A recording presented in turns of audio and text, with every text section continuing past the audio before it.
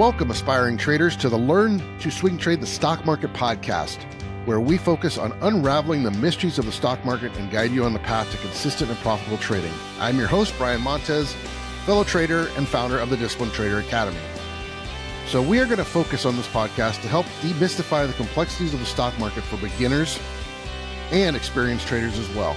From understanding the fundamental principles to mastering the art of swing trading, our goal is to equip you with the insights you need to navigate the market with confidence. We'll explore topics that matter to new traders, from decoding market trends to developing disciplined trading strategies. Expect practical tips, expert interviews, and real-life stories that shed light on the intricacies of the stock market.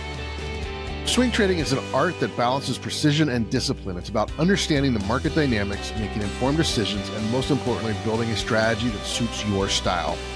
So if you're ready to embark on a learning journey that could transform your trading game, you're in the right place. Subscribe, buckle up, and let's dive into the world of swing trading together.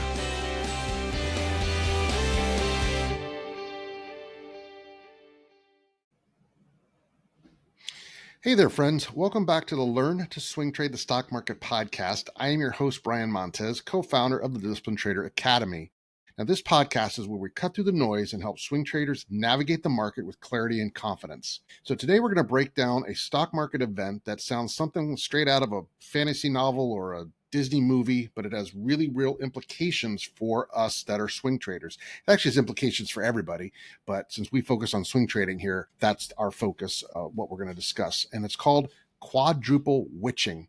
And the reason I'm doing this bonus podcast episode today is because yesterday, Friday, which was September 19th, 2025, was the Quadruple Witching that occurred. Now, if you've ever seen unusual spikes in volume, sudden volatility, odd price movements on certain Fridays throughout the year, chances are you were watching a quadruple witching in action. So it's important in your swing trading journey that you start to learn what type of economic events can shape how a market is going to operate for a day, a week. So understanding quadruple witching is going to be part of what you need to learn and understand. So let's unpack what this is, why it matters, and how you as a swing trader should approach it.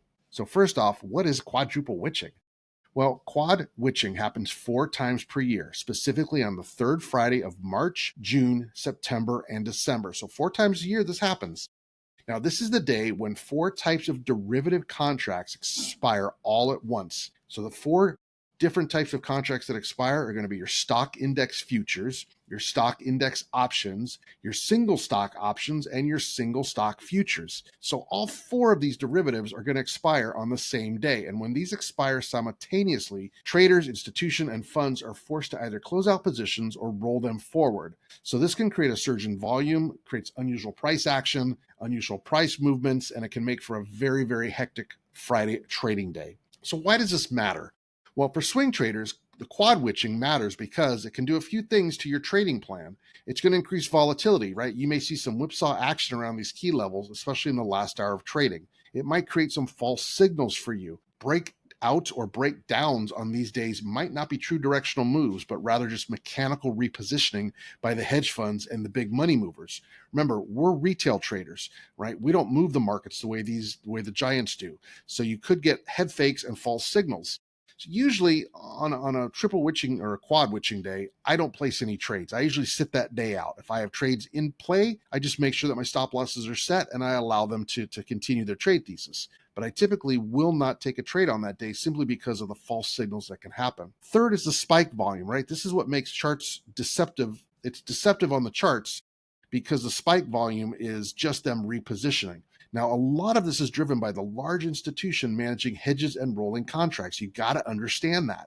This isn't retail traders doing any repositioning of any magnitude. This is the hedge fund and the institutional money. So while the charts might look like the market's making a big decision or big move, sometimes it's just the derivatives expiring and repositioning going on. So how should you as a swing trader handle this? What are you going to do about quad witching? Number 1, you have to be aware of the dates. Mark those 4 dates on your calendar: March, June, September, and December. Awareness alone will help you from misinterpreting price action or taking trades in a market where you really shouldn't be taking a trade that day. Number 2, avoid overreaching or overreacting to intraday noise. If you see a big breakout on a quad witching Friday, give it some more time to confirm. Don't chase that move just because it looks exciting, right? Sit on your hands and watch what's going on. Third, position sizing if needed. If volatility makes you uneasy, reduce size or tighten your stops ahead of time. Reduce some of your risk going into the event so that you can get through the event unscathed. And four, look for opportunities after the dust settles. Typically, the first few days after quad witching, that following Monday through Wednesday or Thursday, is going to give us an idea of where the market's going to continue to trend. So the quad witching may create some short-term dislocation, but watch how the price behaves in the following sessions. This is where the cleaner swing setups should start to happen for us. So quad witching is not something for you to fear as a swing trader. It's just something you need to understand. As a swing trader, your edge comes from knowing when the price action is real versus when it's just noise. By staying aware of these quarterly events, you can avoid getting faked out and instead position yourself for opportunities and allow that volatility to pass. That's it for today's episode. If this breakdown has helped you, make sure you're following the podcast, share with another trader who you think can use the insight. And of course, subscribe to the podcast. I'd love a 5-star review and leave some comments. I love reading the comments, and I use those comments to make sure that every episode gets a little bit better. And if you want to take your sweet trade to the next level, check out the resources that we've got for you at the Disciplined Trader Academy. The link will be in the show notes. Until next time, stay disciplined, trade with confidence, and I'll see you on the next episode of the Learn to Swing Trade the Stock Market podcast.